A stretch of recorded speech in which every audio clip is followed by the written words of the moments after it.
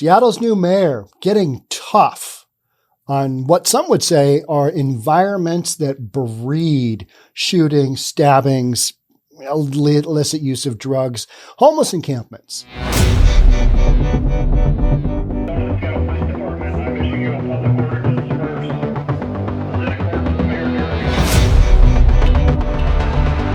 So we've gotten to a point in New York City, new mayor there, he's clearing out all the homeless encampments. We'll see how that one goes.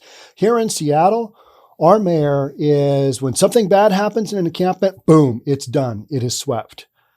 Now, the opponents of these say that we're just basically, of these sweeps, are basically saying, hey, you're just pushing people around. Okay, but when you've got an environment where where bad things are happening all of the time, not only to the people living there, but people coming in from the outside, you got people dying. Seattle's new mayor, Bruce Harrell, he is sending the police in and he is sweeping out these encampments. Whether or not it'll do anything long-term, who knows? We're going to have to just keep tuning in, right? But that's what we're doing now. So it's kind of like somebody sent the unofficial authorization. All right. You know that whole deal where we just let the encampments just go during all of the pandemic? Okay. Unofficially, gloves are off. You can clean house. You can go do what you want. And you know what? Take the cops with you. That's literally what we're doing, right? So I think Seattle learned, where we had that 7 or 8 or 9 days of playing grab ass with with mutual aid, where mutual aid was protecting the encampments from getting swept. Send the cops in. Somebody doesn't like what the Department of Transportation is doing, which is picking up garbage and moving people along from an area where they shouldn't be living anyway. If somebody gets arrested for that, then they get arrested for that. And so far, I think there were 2 arrests on this homeless encampment sweep that we're going to talk about here. And one of them was, for somebody that had dyed hair, and they deserve to go to jail just for that. I'm not talking making their hair dark because they're old and they got white or gray hair.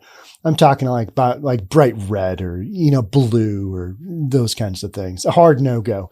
Should get just arrested for that. Recent shooting deaths lead to the removal of a large Seattle encampment that always comes back. That's what we're talking about today. If you're new here, welcome. My name is Sean Reynolds. I own a couple of real estate companies, and I read news for reasonable people. Is it reasonable to have people shooting each other, killing each other in a homeless encampment, and then just say, you know what, this seems like a perfectly good idea. Let's just let this encampment grow and continue to prosper and see what happens? No. Our mayor is actually doing something, and he is saying the minute something like this comes up where you got a shooting, clear it out, take the cops, clear it out. That's what we're doing. So it'll be really interesting to see how this goes, because there's going to be some worked up people in Seattle. How long until Portland, takes a page from what we're doing here? How long will that take? That's going to be a while, because city council and the mayor there, haven't been doing a lot of sweeps. Let's just put it that way. A troublesome homeless camp that's been the source of several violent crimes near Seattle's Little Saigon neighborhood was cleared again on Friday.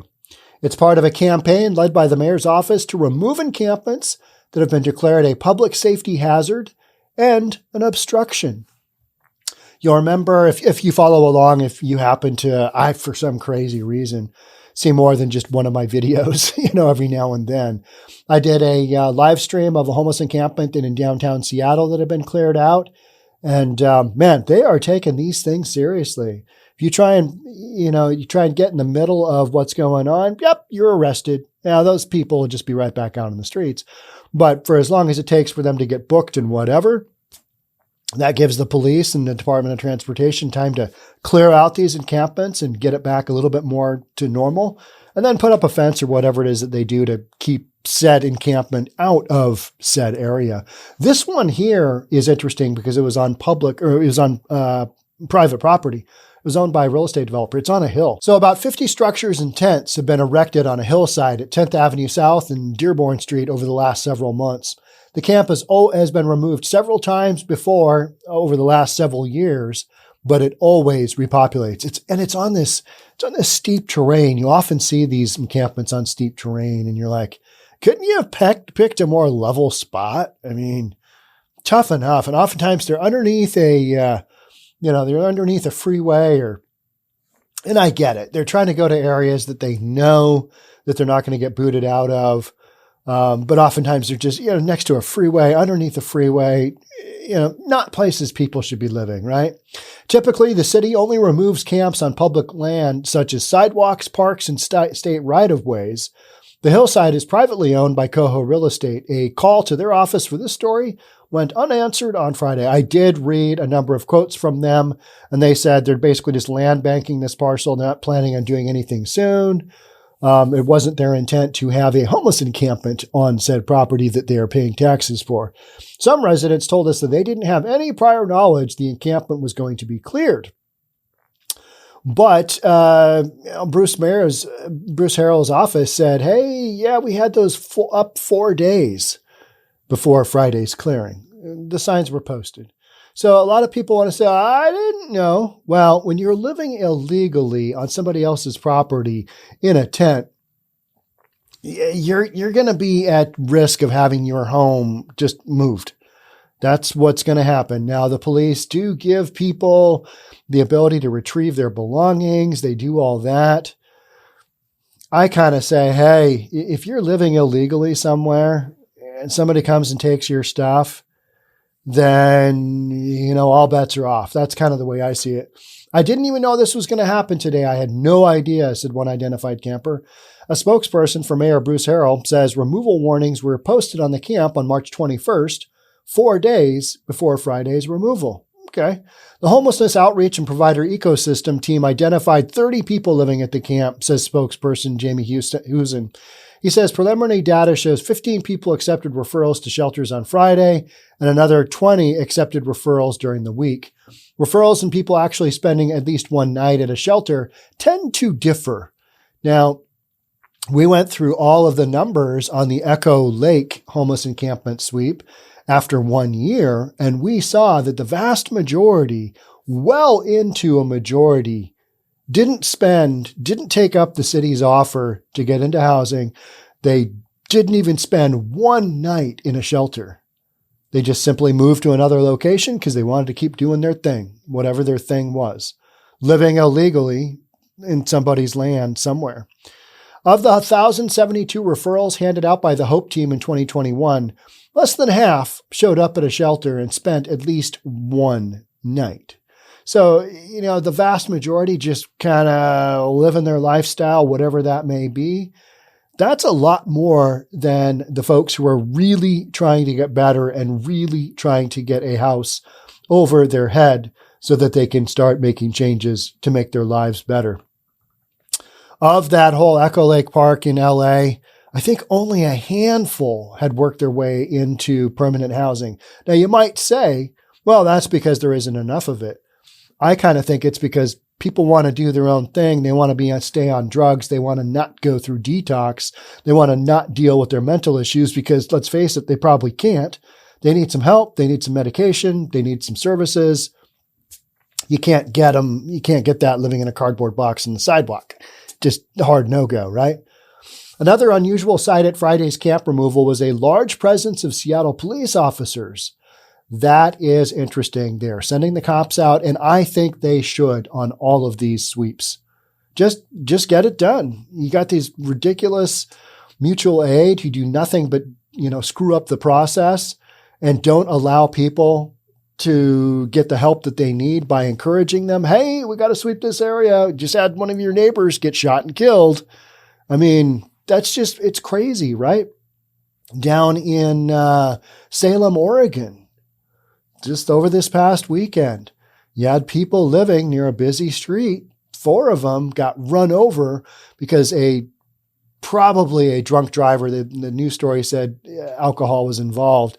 A car literally pinned a woman up against a tree and killed her and killed another person at the same time, and another 2 people died in the hospital later on. So 4 people living in a homeless encampment had their lives ended because of a car veering off the road with the driver that's drunk. Now in Portland, and I'm giving these to you as reasons why people shouldn't be living in homeless encampments. It's not safe. You might die. You might get killed. it's not reasonable to consider other people living outside. So since that time, officers have been present to provide security for city workers who were doing the work of removing debris from a camp. Fox 13 saw at least 24 Seattle Police Department squad cars surround the large camp. Let's just take a quick video and just see what we've got going on. Encampments in the city of Seattle. The mayor's office ordering the encampment removed, calling it a public safety hazard. The encampment covers an entire hillside at 10th and Dearborn near Little Saigon, an encampment that's been cleared many times by the city over the last several years, even though it's private property. Some residents say they were not given the typical 72-hour warning. I haven't seen any notices here. No, I haven't. I didn't even know this was going to happen today. I had no idea. The mayor's office saying there were posted warnings and 35 people received referrals to temporary housing, and that the camp was tagged for immediate removal after being declared a safety hazard after a man was shot to death in the camp 1 week ago. Another unusual sight, a huge police presence. We counted nearly 24 squad cars, police roadblocks extending beyond the perimeter of the camp, and they were not letting anybody inside, including people who had been living there. Are you concerned about your stuff? Yeah, that's what we're trying to go in for, try and get it. We did see the arrests of 2 people identified with the local Stop the Sweeps movement.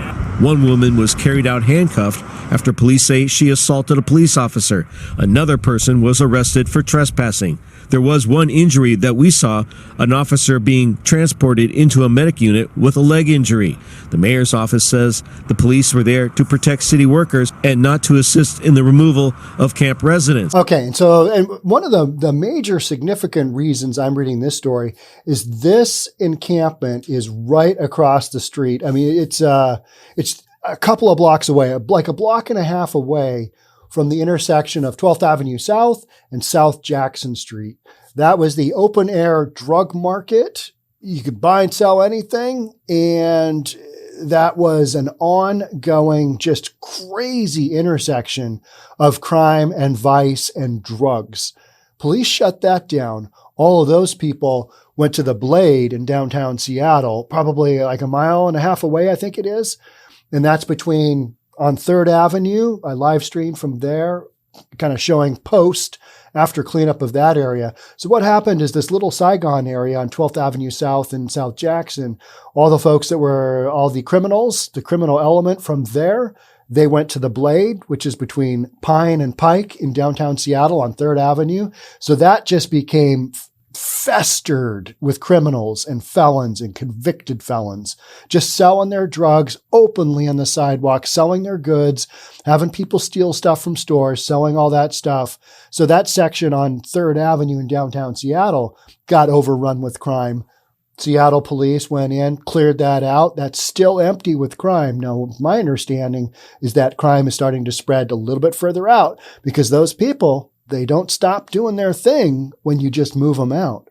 So this homeless encampment near this, wildly brazen criminal activity area in Little Saigon in the International District, trying to clean stuff up.